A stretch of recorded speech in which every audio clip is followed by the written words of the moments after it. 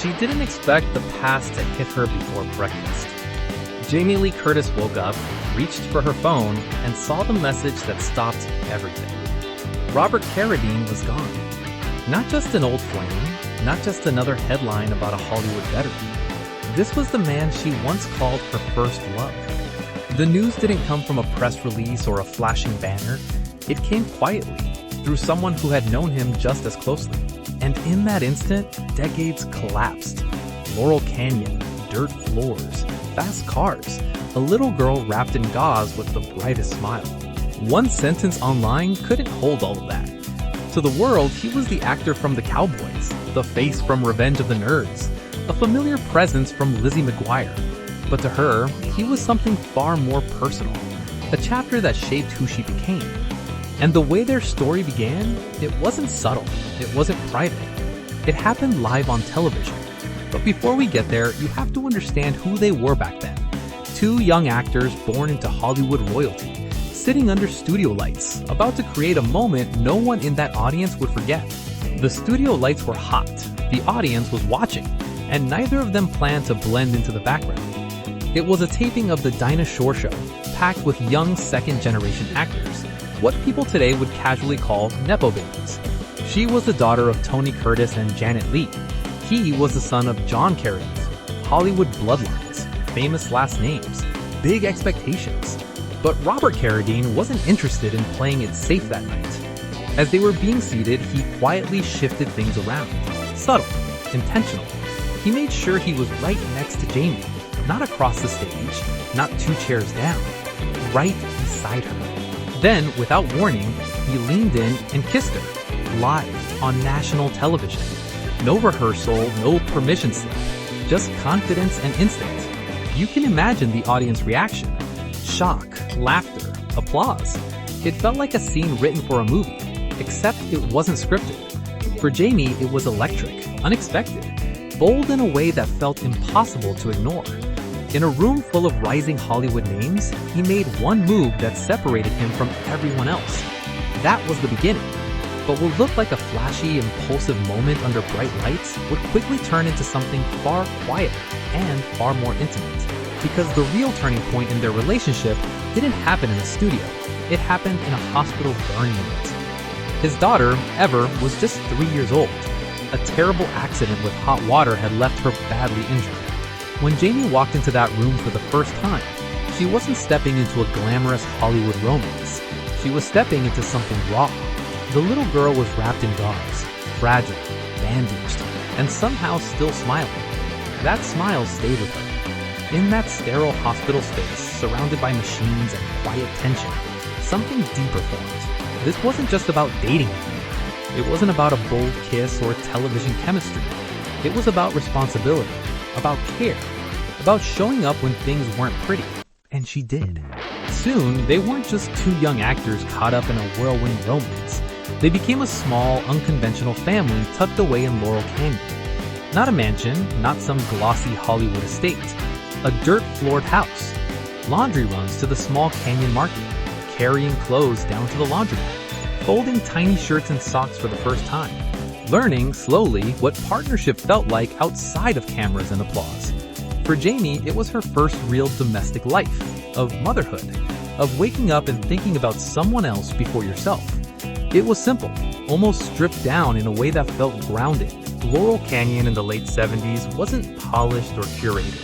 It was raw creativity, musicians drifting in and out, dusty roads and sunsets that made everything look softer than it really was.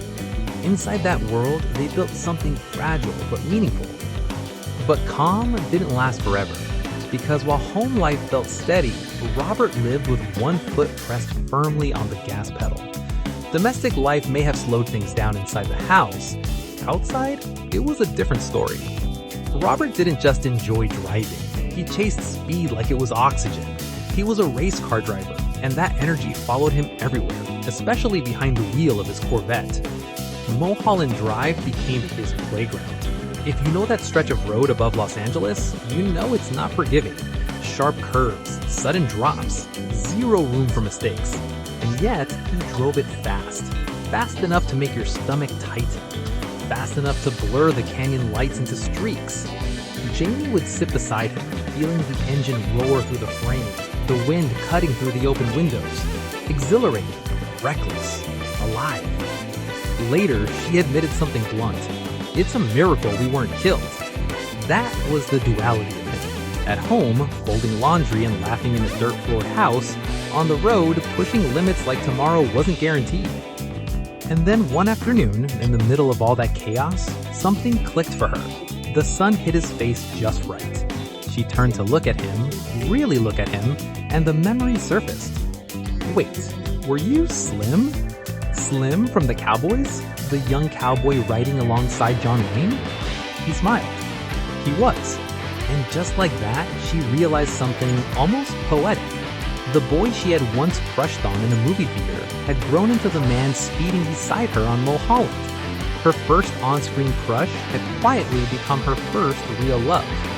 But intensity like that rarely settles into something permanent. Because when you build a relationship on passion, adrenaline, and youth, eventually reality catches up. And not every love story is built to survive that shift. Passion burns bright, but it doesn't always burn forever. Somewhere between the dirt floors and Mulholland speed runs, reality settled in. They were young, still figuring themselves out. Careers pulling in different directions, expectations growing heavier. And quietly, without scandal or headlines, they let each other go. No dramatic fallout, no public feud, just two people realizing that love isn't always enough to sustain timing. But here's what makes this different. They didn't erase each other. They stayed friends. That's rare in Hollywood. Rare anywhere, really. Especially when the relationship held that much intensity. First love, first domestic life, first glimpse of parenthood. Most people run from that kind of history. They didn't. In fact, life folded them back into each other's orbit in unexpected ways. Years later, Robert appeared in The Long Riders, a film that also featured Christopher Guest, the man Jamie would eventually marry. Think about that. Your first love is working alongside your future husband. Messy? It could have been, but it wasn't. That says something about maturity, about respect, about recognizing that just because a chapter ends doesn't mean the whole book was a mistake. Jamie would later describe their journey as a long and winding road. Not straight, not simple, but meaningful. When she paid tribute to him after his passing, she didn't speak like someone reopening old wounds. She spoke like someone honoring a piece of her foundation. Rest in speed and humor and love. Speed because that was him. Humor because he carried lightness. Love because even when romance fades, impact doesn't. But behind that humor and lightness, there was another layer most people never fully saw. And that part of his story was far more complicated. To the public, he looked untouchable, charming, fast-talking, always carrying that slightly mischievous energy. The guy from Revenge of the Nerds, the familiar face in Lizzie McGuire, a steady presence across decades of film and television. But what people saw on screen wasn't the full picture. After his passing, his family shared something deeply personal. He had been fighting a nearly 2-decade battle with bipolar disorder. Not a short phase, not a brief struggle. 2 decades. And if you understand anything about that condition, you know it doesn't move in straight lines. It swings, it surges, it pulls you up and drops you without warning. Maintaining a career, relationships, and fatherhood while navigating that internally, that's not easy. Yet those close to him didn't describe him as broken. They called him a beacon of light. That contrast matters because public perception tends to flatten people. You're either the funny guy or the troubled one. Rarely both. But real life doesn't work that way. You can be the life of the room and still fight battles no one sees when the lights go off. His family didn't frame his struggle as shameful. They used it to address stigma, to remind people that mental health challenges aren't moral failures. They're health issues, complex, long-term, and often misunderstood. And here's the hard truth. Most audiences never connect the dots between the roles they love and the private resilience required to keep showing up. It's easy to laugh at a performance. It's harder to imagine the discipline it takes to keep performing when your mind isn't steady. That tension, public brightness, private fight, adds depth to everything that came before.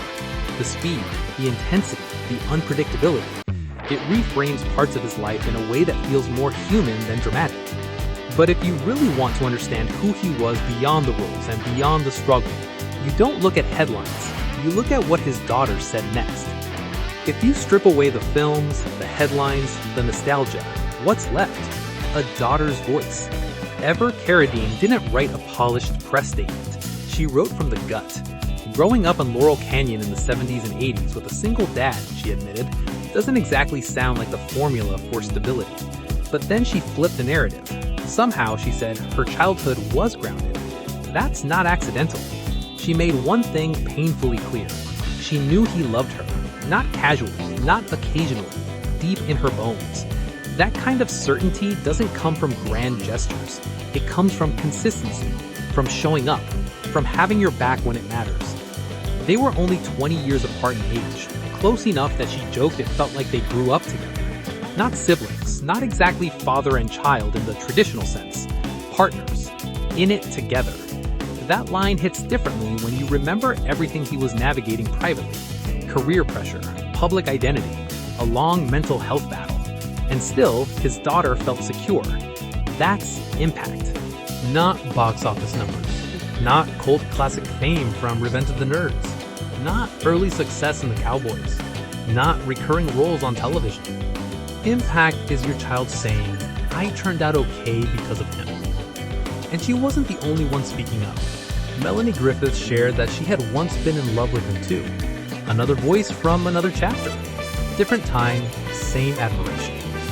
Then Jamie left her own comment under Ever's tribute. Not as an actress, not as a public figure, but as someone remembering a specific version of it. You both were my first loves. That's later. The daughter, the father, the canyon house, the speed, the chaos, the youth. Another time, another place. When multiple people from completely different phases of your life remember you with warmth, that tells you something numbers never could. It tells you who you were when the cameras weren't rolling. And maybe that's the real measure of a life. Hollywood loves clean endings. This wasn't one of them. There was no dramatic final scene, no perfectly scripted farewell, just a warning message, decades of memories rushing back, and a phrase that says more than it seems. Another time, another place. The Laurel Canyon of the late 70s doesn't exist anymore the way it did back then. Dirt floors, canyon markets, laundromats, fast drives down Mulholland with nothing but instinct and youth behind the wheel. It wasn't polished. It wasn't curated for public approval. It was messy, loud, alive. Robert Carradine's life wasn't defined by one role, even though audiences remember him from Revenge of the Nerds or from television reruns. It wasn't defined by being the son of John Carradine, and it wasn't defined by struggle, even though he fought one quietly for years. He was speed and humor, reckless energy and gentle fatherhood, a public kiss on live TV, a private hospital visit that turned into a family visit, a first crush that turned into first love. Some people stay in your life forever. Others stay in your formation. They teach you what partnership feels like, what responsibility feels like, what loving someone intensely, even briefly, can unlock inside you. Jamie didn't just lose an ex-boyfriend. She lost a chapter.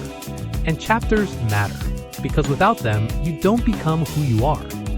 Another time, another place. But the imprint? That stays.